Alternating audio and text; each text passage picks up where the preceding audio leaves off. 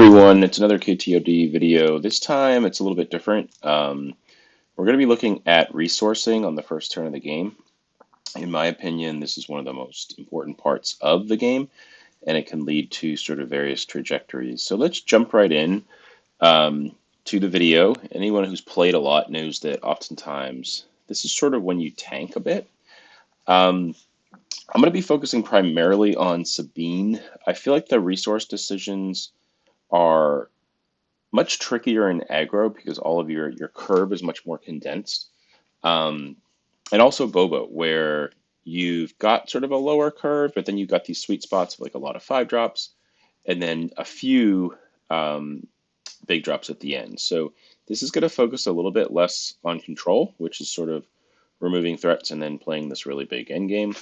I feel like control actually has easier resourcing decisions. But I'm really going to focus this primarily through Sabine and then sort of discussing the Boba boogeyman as this video progresses. Although I do think we're sort of getting into certainly a Sabine boogeyman as well, and I'm going to talk about the mirror there.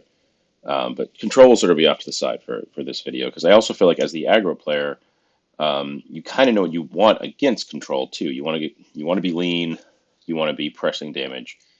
Before they ultimately can take control of the game. So you can see on the slide now two sort of features that we talk about oftentimes with these two decks, Sabine and Boba, is that Sabine's got choices along the curve. You've got multiple 3 drops in your hand often, multiple 2 drops in your hand. You have to think about, which one are you choosing to resource, which one do you really want to play, and then how does that fit into your game plan, and also when do you want to keep both copies because you can underdrop and maybe drop 2 things in one turn. So that's a big side of the Sabine aspect of resourcing. And then for the Boba deck, it's sort of like you've got these 2 really big top end cards. And some decks, some Boba lists have, maybe a Reinforcement Walker or something like that. But for the most part, Fett's Fire Spray and Darth Vader are the 2 big heavy hitters that kind of turn the tides.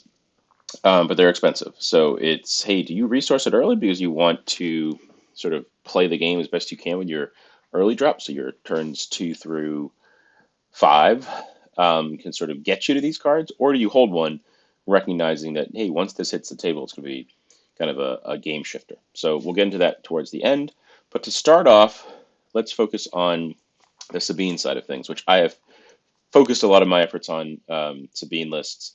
And obviously with that comes resourcing. So this list right here is the list that I shared to our Patreon and saw really tremendous success this past weekend. Had 3 in the top cut of Richmond, 3 copies in the top cut with this exact list. We innovated a bit with Akbar and went up to 2 Dodanas. But this is a relatively stock list. And if you paid attention to the meta, you've seen this is sort of the newest update on the KTOD side of things. Really like the way it plays. I think there will be some changes moving forward, but this was the list as of last week. So we're going to be talking about the resourcing decisions with this deck, and I'm going to focus it primarily playing against Boba and also playing against Sabine. So a Sabine green mirror, and then going up against Boba command. Those will sort of be the boogeymen that I'm using as opponents throughout this exercise. We're going to talk about how resourcing decisions vary as well in your matchups and just overall sequencing and sort of what you want to do and what you can also see is going to happen past those 6 cards. So you draw your first 6 and you have to think about, well, by turn 3, I would have drawn 10. And by turn 4, I would have drawn 12. So what does that actually mean in terms of some of these decisions? So let's get into a sample hand. So we're Sabine, obviously this is our hand, and we're thinking about, we're playing against a pretty traditional command Boba list. Now, I think it's pretty common practice that we want to lead in with a space unit. So we've got our A-Wing here. So that's clearly going to be what we keep. So A-Wing is going to be one of our keeps. It's going to be most likely our first turn play. The other avenue that we could consider is, do we go all space? Do we sort of lean into the space plan? Or do we have the Marine as sort of a lane shift, as Boba has space units as well that can actually very much outclass the A-Wing, specifically the 7th Fleet Defender. Four Kais I believe in, I think is very crucial against 25-point Boba decks, so I think we have to keep that. And then when it comes to Metal Ceremony, it can be a very, very powerful card if you're able to press the tempo, but against Boba sometimes with waylays and sort of efficient units, it can get a little bit outpaced too. So that's another one we have to think about where it's not just like a slam dunk, it's going to go in our hand. So right now, the cards that I think have to stay in your hand are four cards I believe in, um, A-Wing, and I think those are the sort of no doubt about it. Those are going to stay. I like Battlefield Marine because if I go A-Wing and they either claim, if I have the initiative, they claim, or they have the initiative and they obviously keep it. And then ECL a 7th Fleet Defender, I think we have to go to the ground after that. If they're able to kill our A-Wing with with really any of their space units, we have to swerve off of it. So, and playing that Alliance X-Wing's not going to get us anywhere. So now I'm thinking Marine stays in my hand, Alliance X-Wing goes down. So Alliance X-Wing is now firmly resourced. Okay, so let's think about how this turn plays out. A-Wing happens. They've got some action going on. What are they going to do? Could they play a probe droid to stunt our Battlefield Marine after that? Could they do a Greedo? Sure, they could do those things, but he still stays down. The question now is, do I want General Dodonna or Metal Ceremony? Well, if Metal Ceremony sort of takes off here, I think I've won the game, but it's going to be hard. That would mean that they're not really doing anything, which means my A-Wing probably lives. My Marine isn't necessarily going to be too long for this world. And given the rise of Gamma Marine guards, I'm thinking that if I'm able to play General Dodonna um, along with Battlefield Marine on the board already, I can actually clear out that Gamma guard. My Sabine gets pumped. So all this leads me to believe that Metal Ceremony is going to go down as well as Alliance X-Wing. So the sequencing of my turns is going to be A-Wing on the first turn. I'll draw 2 cards. If they kill it, I'm going to slam either a Battlefield Marine, or if I drew a 3-drop like a Fighters for Freedom, obviously, is better than Battlefield Marine. I could also draw like a 1-drop, like an R2-D2, which would be really good. Or if they went to the ground, and it's clear they don't have an answer for the A-Wing, I could attack for 3 and then actually play a red 3 afterwards. If they've already committed, I can play the red 3 second and get the extra point of damage in. But I can essentially back up the space and really put the pressure on in space with still having a pretty beefy turn 3 play in General Dodonna with the flipped Sabine. So I think in this case, I'm clearly rowing the Alliance X-Wing, rowing Metal Ceremony, which I don't like to do, but I've got a pretty clear pathway here, and I can keep the 4 cards I believe in. So that's what I would do against Command Boba. Let's look at the same hand in the mirror. So in the mirror, I actually really like going to the ground. I feel like that's the tempo spot that you want to sort of push forward. Metal Ceremony is incredible in the mirror, so there's no chance I'm dropping that. I do like A-Wing. If they go in A-Wing at some point or a red 3, I can actually ECL my A-Wing to kill it. So this hand has the really wonderful texture of a potential, whether I'm on the play or the draw, just steal the game early with a turn 2 ECL. So if I've got Marine, he can kill all the other units except for Marine. It's trades. But with A-Wing, I'm able to take their space unit out if they go to space first, and then I can Metal Ceremony to put an additional counter on anything. So the Alliance X-Wing, once again, is biting the dust. And one thing to note here is that the Alliance X-Wing is competing with both the A-Wing and the Marine. So it really never stood much of a chance here. And in this matchup, I actually don't like 4 cards I believe in. I don't think it's terrible, but with Dodonna in hand, who shines in the mirror, I'm keeping Dodonna. I'm leading with a Battlefield Marine. I'm either using ECL to get my A-Wing out, or I'm just jamming an ECL. I'm Metal Ceremony early, ideally, but I also have a pretty good line where Dodonna on turn 3 gives me some real units with some staying power, and then I'm able to Metal Ceremony up be at a large enough life total that I don't just die to a turn for Rebel Assault right off the bat. Um, and I'm able to actually have bigger units and sort of take control on turn 4 and win the game on that turn, or maybe the next turn, but most likely I'm going to win on turn 4. So in this hand was a pretty straightforward one. I started with a little bit easier sort of test for us to go through, but you can see there are decisions and you have to think about these decisions as they move forward. Also notice that none of these hands contained a 3-drop, so it's very possible that our turn 2 play won't be um, either A Wing or Battlefield Marine, whichever one we don't play. In the Boba and Sabine, we flip flop them, but it's actually a turn 3 play. So, for instance, a Fleet Lieutenant would be great, especially when we're on the draw. Um, and there's a chance that we could Wing Leader, although Wing Leader would probably not be something I would do on turn 3. On turn 2, with three racers turn, it might be something that I actually do on turn 4, or I might resource it given the fact that I've got denser units that add up well with General Dodonna. All right, let's take a look at another hand. So this is, once again, we're looking at Sabine into Boba, and I'm keeping a pretty traditional matchup. Obviously, when you are preparing for a tournament, you should think about this with your deck in mind against a variety of things you might face. But I'm keeping it right now for this video. Pretty much Sabine and Boba matchups because they're very, very much things you can expect to see in a tournament. So once again, we've got a 4 cause I believe in, and here we have a very specific um,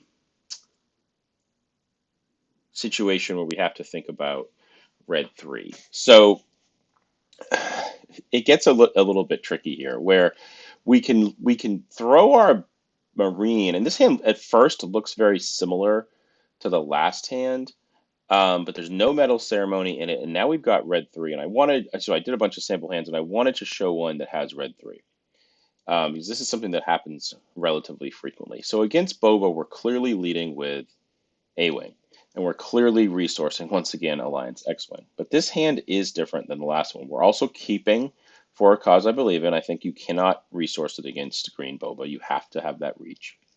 So this is a real big pivot point for us. I feel like we have to keep Battlefield Marine, and here's why. First, it looks, oh, we've got a great curve in space, and we've got K2SO, we've got damage, we've got a Sabine comes out on the ground anyway.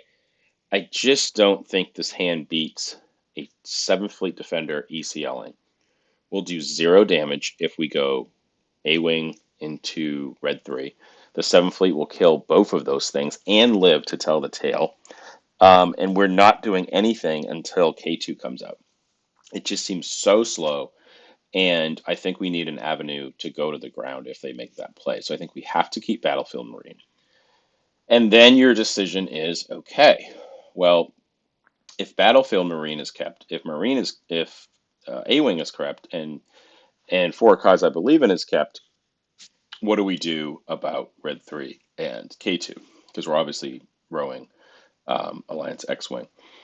My mind, and which is what I frequently do, is I will row the red 3. It's probably a card that I row, when I say row, I mean resource, put down more often than other players.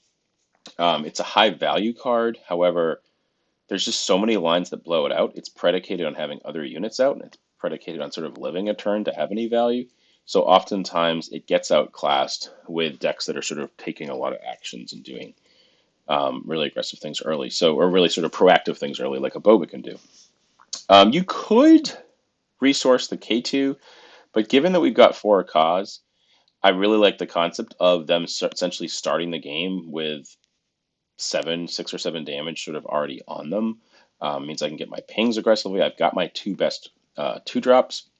So if I'm able to go, okay, A-Wing, you kill it. Now Marine, maybe you kill that, maybe you don't. But if you kill that, then I've got K2. K2 most likely is going to get some damage in at that point. Sabine's going to get some damage in. And then I've drawn some cards. So I've got a decent pathway. Whereas if I go A-Wing and then I go and it dies, and then I go Marine and I draw like sort of anemic things, red 3 is not great on turn 4. It's okay. Resource turn 4, but I'd much rather have K2. So I think I'm rowing. I'm resourcing red 3. I'm resourcing the Alliance X-Wing. I'm leaning into the A-Wing early on, and then I'm shifting to the ground with a Battlefield Marine K2 and pushing damage. And again, this opens up to me drawing a Fleet Lieutenant, which would be great here, um, and also things like Fighters for Freedom. Okay, same hand against the mirror. Now, this is obviously a little bit different. I'm going to resource my for cause. I really want to talk about this hand against Boba.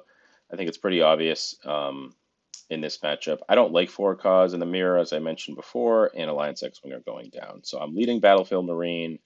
Red 3 has enough value that I can actually do, I can sort of get an extra point that turn I talked about of maybe ECLing early. Um, and I've got the A-Wing in hand. There is sort of a line here that says maybe I should actually keep the for cause. And actually looking at the hand texture, I'm going A-Wing, Red 3, K2 sort of no matter what. So actually, I think I'm going to pivot after thinking about this a little more. I think I would keep for a cause and actually bend the A-Wing because I have the Red 3, which is going to take the place of it. You're not going to win the mirror sort of only going to space. You just get outclassed. And they have cards like Bright Hope, and then ultimately your units on the ground have a little bit more oomph to them. So you want to provide the ability to sort of push on the ground a bit more. I haven't seen too many matchups where the Sabine player who's only on the space side is winning. So I think what we want to do with this is row A-Wing and X-Wing, play Marine, potentially try to gain some early value with early Red 3. We've got K2 also. And then because our hand also has K2 and it's got some extra damage with Red 3, maybe the for cause actually is something that we can play on turn 5 to actually resource turn 5 to win the game with damage. Kind of close the deal.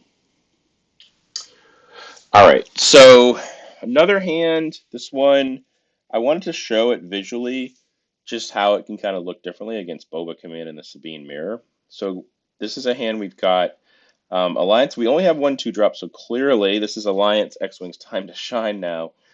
We've got the Alliance X-Wing. We have another hand with Red 3. We got Fighters for Freedom now, which we haven't seen before. Once again, we have For a Cause I Believe in, and I looked for hands that are a little bit trickier to figure out.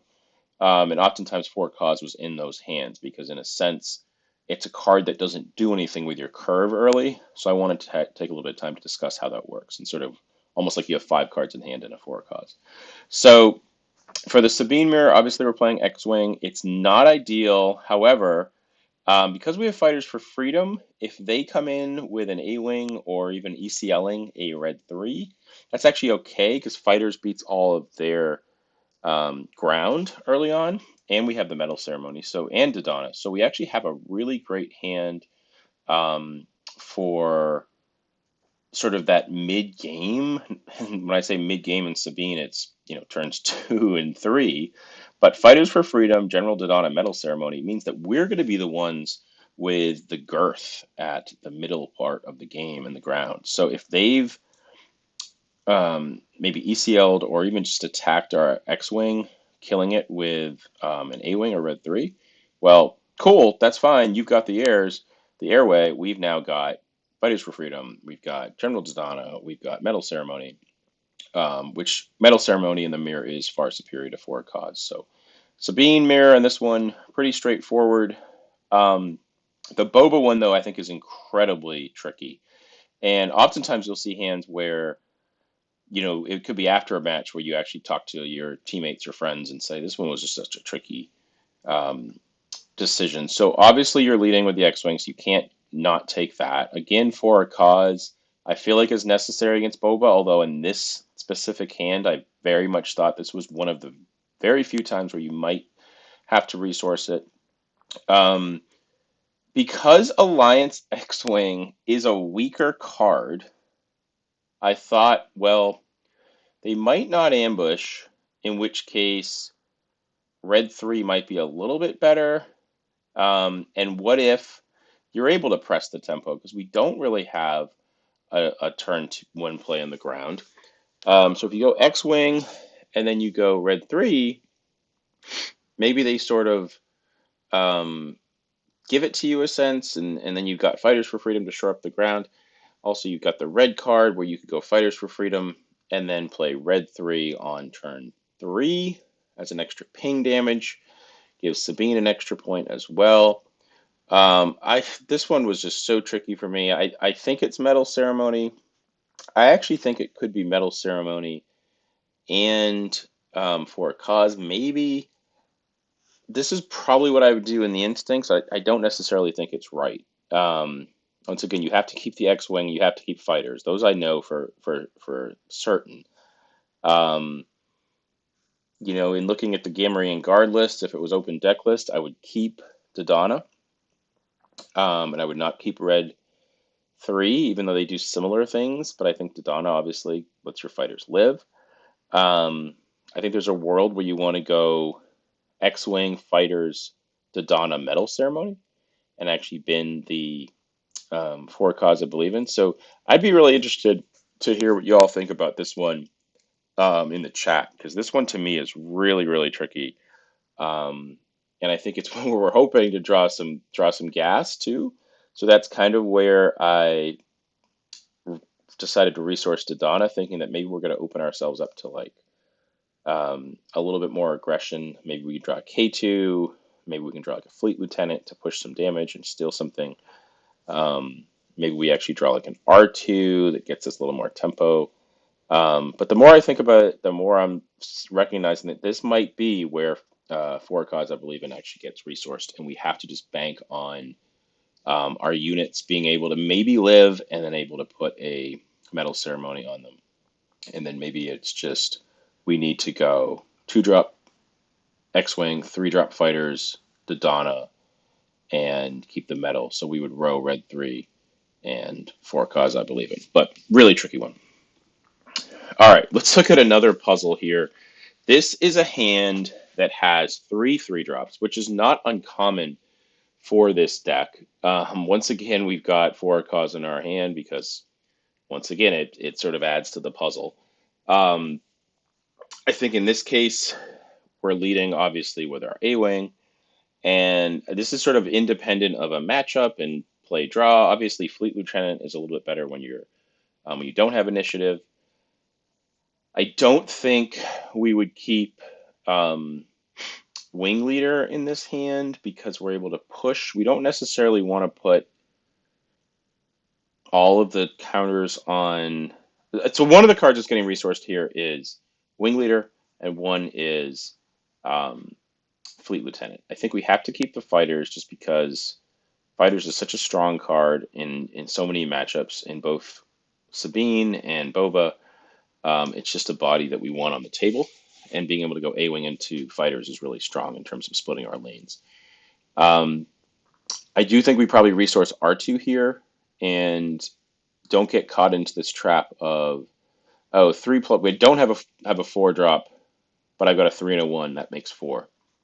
I don't love doing that. So I would resource the R2 for sure, and I would probably resource the Fleet Lieutenant or the Wing Leader. A really aggressive line here is actually resourcing the R2 and the Fighters for Freedom and just saying, hey, I'm going to lead with an A-Wing, and then I'm going to push. I am going to play Wing Leader. I'm going to play Fleet Lieutenant and hit for 5, and then I'm going to play Wing Leader on my Sabine and really continue to push the aggression. So as I'm saying it, kind of like that, especially given the fact how strong Wing Leader is on Sabine and how we don't have a 4-drop at this time, and that fighters isn't necessarily in a vacuum isn't as strong, but matchup dependent fighters is something you really can't resource. You can really never resource it against Boba. Um, and it could also be that Fleet Lieutenant goes down, Fleet Lieutenant and R2, and it allows us to do A-Wing into fighters, which most likely the fighters lives, and then we're able to go Wing Leader and onto Sabine, which is probably what I would keep. So that would mean I would resource. This is on the play. I would resource Fleet Lieutenant and R2, and on the draw, if I don't have initiative, it might be I'm probably keeping the Fleet Lieutenant, and then it's between fighters and Wing Leader. Here's a few more weird ones. I wanted to show the top right one, the one with the R2 and the double Wing Leader, um, and just sort of emphasize that this could be one that you're really sort of all in on, and you actually like don't play the for a cause I believe in, and you're just like, okay, I'm going to slam a one drop or a turn one play. And in some cases, if you think you're going to trade early, yeah, it might actually be R2D2 that you end up slamming and not Sabine. For instance, in the mirror, I would resource Sabine in a heartbeat, play R2, suit him up, and then your next turn suit up um, Sabine and then slam a metal ceremony. So in this case, I might resource for a cause I believe in and Sabine and just jam tokens. So that was a really interesting one where you can think about you could actually disperse upwards of 6 tokens, maybe even more depending on what you're playing on. Potentially like an ECL. Imagine ECLing like a K2 or a General Dodonna and just slamming with your wing leaders and your R2s, and maybe you draw like a Spec Force soldier and you're able to just dump the field and dump all these counters on things. Um, so I think that one's an interesting one. The one on the bottom left is a similar hand. It's our first hand without for a cause. You get these interesting hands with Akbar now where you have to temper the value of what he is and sort of not sort of look too far ahead. Obviously, we've got Marine. Um, you've got the avenue where you can bait space. You can throw an X-wing out there. You've got Spec Force soldier and you have no 3 drops other than Akbar. So this is a hand where you could theoretically drop an early unit like a Marine, then play um, your other 2 drops, Sabine and Spec Force soldier, and then try to do something funky like either Akbar or just have a gigantic metal ceremony where it just goes on all 3 of your units because you just dumped your hand essentially. So it would be X-Wing goes away, we're just sort of vomiting into the ground, and we're using Akbar and or Metal Ceremony to just give us huge value depending on which one of those we kept. So interested in your comments there as well. Um, so a lot of this has been focused on Sabine. That's where my focus has been. I didn't want to spit out a ton of sort of random value on random comments, just sort of opinions. I wanted it to be more fact-based opinions based upon hundreds of games that I've played internally. But I did want to talk a little bit about some other decks too, and just this concept of finishers. So, um, how do you handle finishers? And for Sabine, it would be a card like Steadfast Battalion, where you've got a deck that primarily is focusing on a certain window of resources. So you've got 2 drops, you've got 3 drops, you've got Boba sort of doesn't have that many 4 drops, so then now you have Gamma. You're playing at probably a 3 drop again. Um, and then you've got cards like, and Boba obviously has ramp too. You got 5 drops, and you got for Boba you've got just Fet's Fire Spray, and then you've got just Vader. And there's been cunning as a 6 drop in some of these command Boba lists, but not too many. So what do you do if your hand is you're faced with these decisions where like I don't have a turn, let's say a resource 4 play, but I do have one of my finishers, or I don't have a 3, but I've got one of my finishers in my hand. What do I do? So I think you need to identify a few of these things. Is what is your what is the power of the card in the matchup? So in some cases, let's take a look at like the Darth Vader unit. It could have very little impact on a matchup like Sabine. So in those situations, it's very easy. You know you're not going to get to that turn, or if you do, you've already won the game. You've held on. It's just not going to have the same value, so you can slam it down. But if it's something like a mirror and you've identified that, hey, whoever draws more Vaders wins, well, then you need to keep it. Um, so you need to understand the power of the card in the matchup and also just the texture of the matchup and where the games end, how powerful that card is.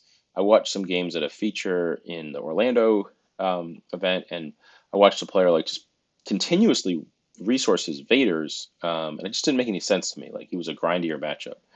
And granted, it's a while away, but no one was really chipping away at life totals at that point. It just felt like it was going to that later stage, and it would have made more sense to just sort of get the matchup to sort of make trades to get to that point where your larger cards can take over.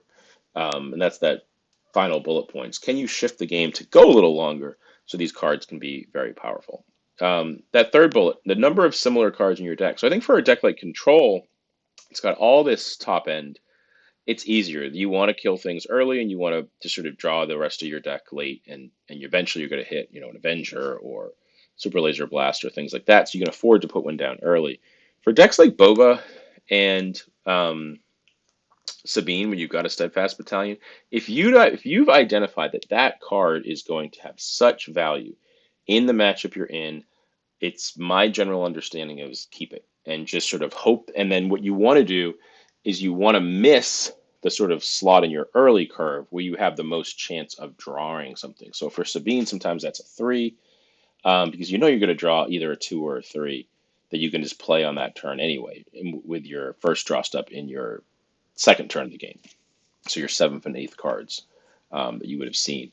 So, for instance, if you have a Steadfast Battalion and you think that the texture of that game is going to be that that card is super powerful, um, you could resource, let's say, a General Dodonna or a that sort of backup two drop, that sort of backup second play, because you've actually got something that's pretty that you're pretty confident that, let's say, playing a Sabine on that next turn, it's not the worst thing in the world, right?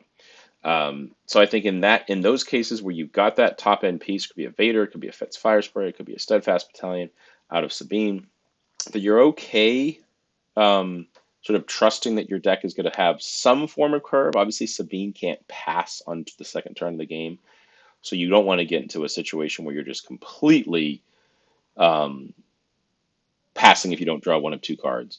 But I think you can identify a few spots where you can say, all right, my third turn, I'm going to play the best card of the four next cards I drop on the fourth turn, on the third turn, because on the fourth turn I'm going to play the Steadfast Battalion with my ECL and win the game. And I think Boba has to do similar things where it can say, all right, I've got a resupply and I've got some cards, and I'm going to get to these later game cards a little faster. So I'm actually going to sort of hope that I can survive, and then these Vaders and the Fets can really take over, and I'm hitting my Boba Fett a little bit earlier, or No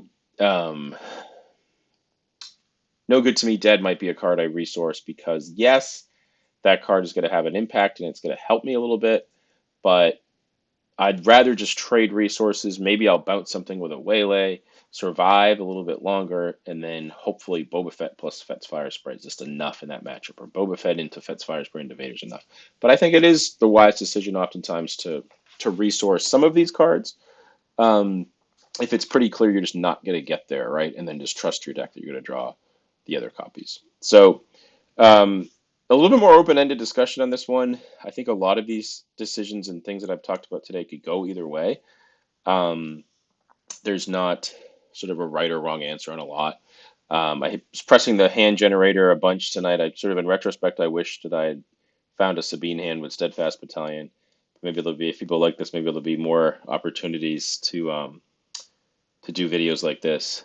And I think this it's stuff that sort of internally you should, if you want to get better at the game, you should be having these conversations. Like, I know I'm going to learn a lot from the comments that are going to say, "Hey, listen, I think you should have resourced some for causes in some of these matchups. You had really strong curves, or one of the things you said didn't make sense. I didn't totally understand that. What if you did this instead?" Or red three is really good here, and you learn and you pick things up. So have those conversations with your teammates. Join communities to have the conversations. Look at sample hands, play games, backtrack things, and enjoy the game. And we'll continue to learn and grow. And that's it. Hope you enjoyed it, and I'll see you next time.